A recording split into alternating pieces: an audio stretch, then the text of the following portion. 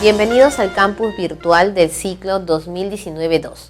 Soy la profesora Débora Ponce del curso de Geografía y en la semana 12 vamos a tocar el último tema que corresponde a las zonas de ecosistemas, biomas y reservas dentro del Perú, que corresponde a la Antártida, la Amazonía y las áreas naturales de protección. A continuación vamos a resolver algunas preguntas que nos van a permitir diferenciar la denominación de las reservas dentro de nuestro país y también poder entender la diferencia entre cada uno de los subtemas trabajados. Esta semana trabajaremos el concepto de reserva visto de diferentes formas. Tenemos nosotros reserva de biosfera, reserva de biodiversidad y reserva nacional. Vamos a iniciar con el concepto que agrupa dos de las reservas más importantes del mundo, que es el concepto de reserva de biodiversidad. Se llaman reservas de biodiversidad porque presentan dos importantes características. Poseen una muestra representativa y endémica de flora y fauna. Además, porque presentan el mayor contenido de agua dulce o continental. Y solo son dados estos conceptos para dos zonas en el mundo. Estas dos zonas son la Amazonía, que es también maravilla del mundo, y la Antártida. Vamos a iniciar por la Amazonía. La Amazonía abarca 8 países de América: Brasil, Bolivia, Perú, Ecuador, Colombia, Venezuela, Guyana y Surinam, excluyendo la zona conocida como el Altiplano, pero tomando solamente Perú y Bolivia, es decir, hacia el norte, especialmente hacia el noreste. Es el 20% de agua dulce del planeta, o representa, en otras palabras, y se caracteriza por ser un bosque húmedo tropical. Tiene la característica de poseer flora latifoliada de hojas anchas, además de ser flora perennifolia, que no pierde sus hojas y las renueva constantemente, absorber mayor contenido de agua, generar más oxígeno y contrarrestar el cambio climático al encerrar dentro de sus raíces y tronco el dióxido de carbono. Posee flora y fauna endémica, donde destacan en flora las victorias amazónicas y donde destaca en fauna la anaconda, el guacamayo y los monos, obviamente por ser un bioma de bosque tropical.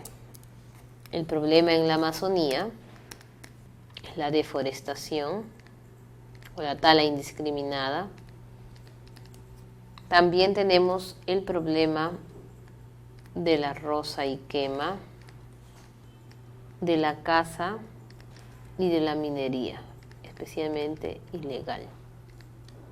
Además de otras técnicas relacionadas a la demografía, agricultura o ganadería. Para solucionar estos problemas, los países se van a agrupar en un tratado de cooperación amazónica.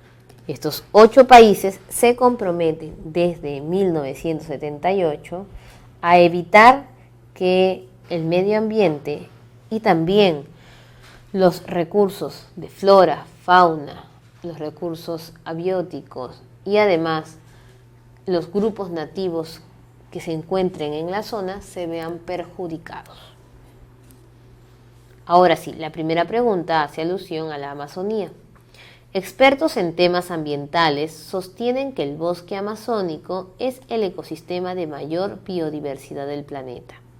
Esta área experimentó en el último año uno de los incendios más prolongados que dejó graves consecuencias en esta área.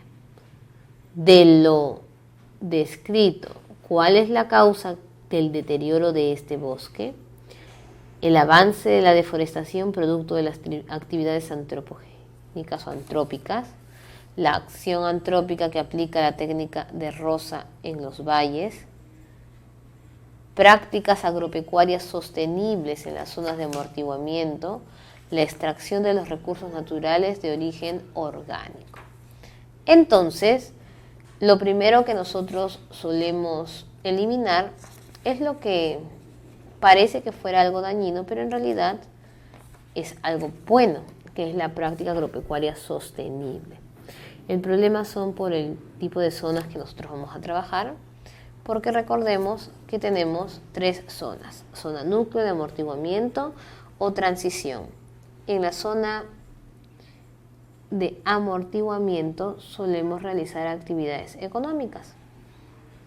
Entonces no habría también un problema si se realizara una práctica no sostenible, pero lo ideal es que sea una práctica sostenible. Por lo tanto, eliminamos la letra C. Segundo, tenemos la técnica de roza y quema, que hace el daño para el suelo casi siempre, pero en los valles nosotros hablamos más que todo en la técnica de roza y quema, donde se encuentra la superficie boscosa.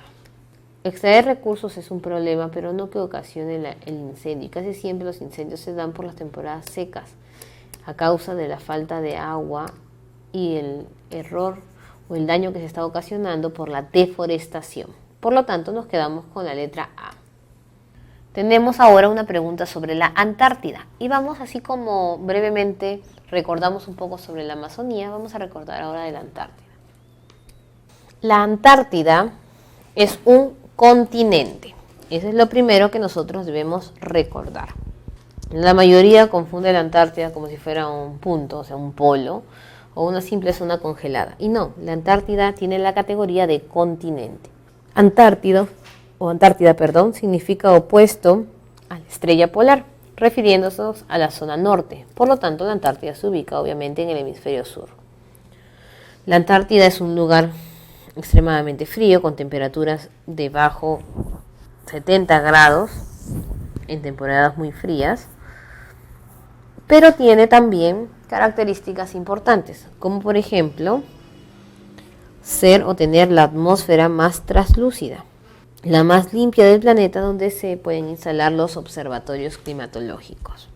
Presenta fauna endémica, especialmente hablamos del krill como el alimento básico de la cadena alimenticia en la Antártida, del cual se van a alimentar pingüinos, las ballenas, orcas y los peces. El krill además se le llama el camaleón antártico porque sobrevive a diferentes tipos de agua y temperaturas. Y cuando nosotros hablamos de zonas congeladas, también nos referimos al contenido de recursos mineros, que es lo que se suele no mencionar, pero es también una de las razones por la que la Antártida se cuida más. Así como en el caso de la Amazonía tenemos nosotros un tratado de protección, la Antártida también tiene el suyo, que es conocido como el Tratado Antártico. El Tratado Antártico presenta la lista de países integrantes, que son actualmente 53, conocidos como partes, como en casi todos los tratados y acuerdos. Vamos a tener miembros signatarios, que son los primeros en firmar, adherentes que se van sumando con el tiempo, y consultivos, los que no tienen voto, sino solamente voz.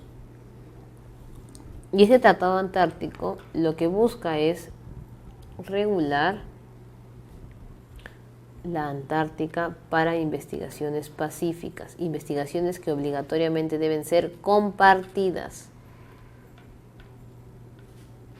que exclusivamente se dan en las bases científicas, como Perú tiene, en el caso de ser miembro consultivo, la base Machu Picchu en la isla Rey Jorge, y con científicos dentro de las bases y no otro tipo de personas, porque el uso o el tránsito de personas está restringido en la Antártida. Está prohibido el uso de radiactivos o similares, armas que puedan obviamente dañar el suelo. Además que toda utilización de la Antártida es pacífica, por eso no hay apropiación ni guerra por utilizar algún territorio. En el caso del Perú, tenemos la visita en los meses de verano a la base Machu Picchu, encabezada o organizada también por el Instituto Antártico Peruano, que le pertenece al Ministerio de Relaciones Exteriores, que es el encargado, como su nombre lo indica, de hacer las relaciones entre países cuando se firma un acuerdo o tratado. Adicional a este tratado, tenemos nosotros el protocolo al Tratado Antártico, que fija todavía detalles de que no se puede realizar ninguna actividad ni utilización de los ecosistemas dentro de la Antártida, ni alrededor, ni de forma indirecta. Tenemos entonces dos. Mediante el protocolo al Tratado Antártico sobre el medio ambiente, los países partes designan a la Antártida como reserva natural consagrada a la paz y a la ciencia.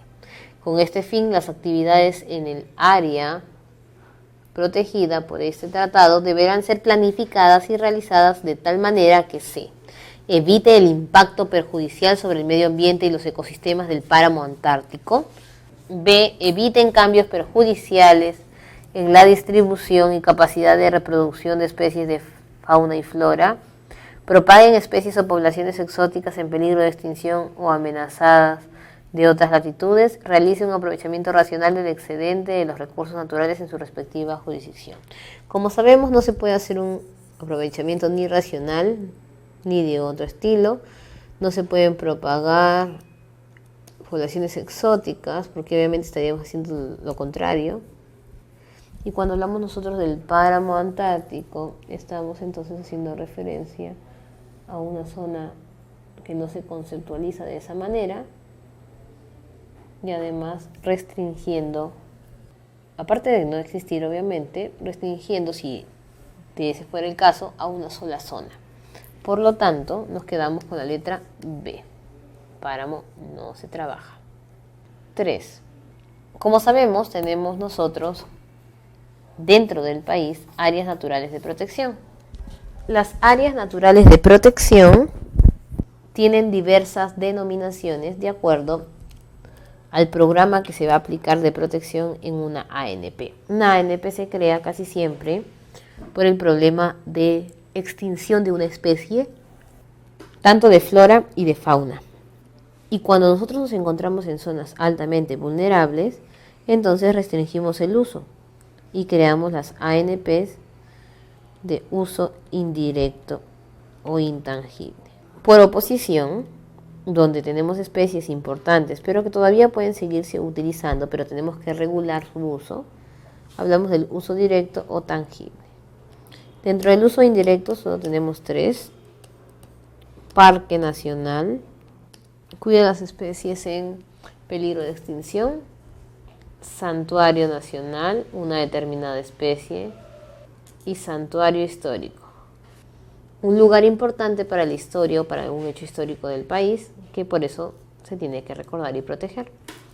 En uso directo tenemos las reservas nacionales, lugares donde se preserva especialmente la fauna, pero sí se puede utilizar para el consumo de ganadería, por ejemplo, o también se puede hacer agricultura. Tenemos los refugios de vida silvestre para el cuidado de especies exóticas. Las reservas paisajísticas como el Huascarán, por la belleza que posee. Reservas comunales. Las reservas comunales se preservan para que las comunidades nativas o campesinas que las rodean puedan mantener su supervivencia. Los bosques de protección se pueden utilizar para la tala, pero deben ser regulados en el sistema de reforestación. Y el coto de caza o los cotos de caza, que sí, su nombre lo dice, son utilizados para la caza, pero también con temporadas de veda o de regulación. Tenemos en general 76 áreas y todas pertenecen al sistema del CINAMPE, pero que son protegidas por la institución llamada CERNAM, que le pertenece al Ministerio de Ambiente. Muy bien. 3. Los comuneros de Catac solicitaron al ente rector de las áreas naturales protegidas la suscripción de acuerdos para garantizar la conservación del Parque Nacional de Huascarán. Determine el valor de verdad de los siguientes enunciados relacionados a la solicitud de los pobladores. 1. Será ejecutado por el Sistema Nacional de Áreas Naturales Protegidas. Y esto es verdadero o falso. Esto es falso. ¿Dónde encontramos el error? Hablan de ejecución en función de institución. Y la institución no se llama SINAMPE, se llama CERNAM, Servicio Nacional de Áreas Naturales de Protección. Su objetivo será aprovechar los excedentes de la flora y fauna. Y esto también es falso, porque es un parque y se sobreentiende que en los parques no hay uso directo. Solo podemos a lo sumo hacer visitas guiadas sin tocar ningún producto. ¿Será suscrito por el Servicio Nacional de Áreas Naturales Protegidas por el Estado? Por supuesto, el Servicio Nacional de Áreas Naturales Protegidas por el Estado, que es el CERNAM, hará la inscripción adecuada o la suscripción y tendrá como finalidad gestionar sosteniblemente dicha zona intangible, debido a que los parques son intangibles. 3 y 4 como verdaderos, nos quedamos con la letra C. En una clase de geografía se abordó el tema de áreas naturales protegidas. Luego el docente solicitó a los estudiantes que relacionen correctamente el Parque Nacional con una característica de flora y fauna que le corresponde. Como nosotros sabemos, los parques protegen especies endémicas o en peligro de extinción y es una zona intangible. Entonces, ya sabiendo alguno de los nombres y habiendo también reconocidos su lugar importante de protección, encontramos la relación entre, tenemos Manu, Baguaja, Sonene, Cerros de Amotape y Tingo María.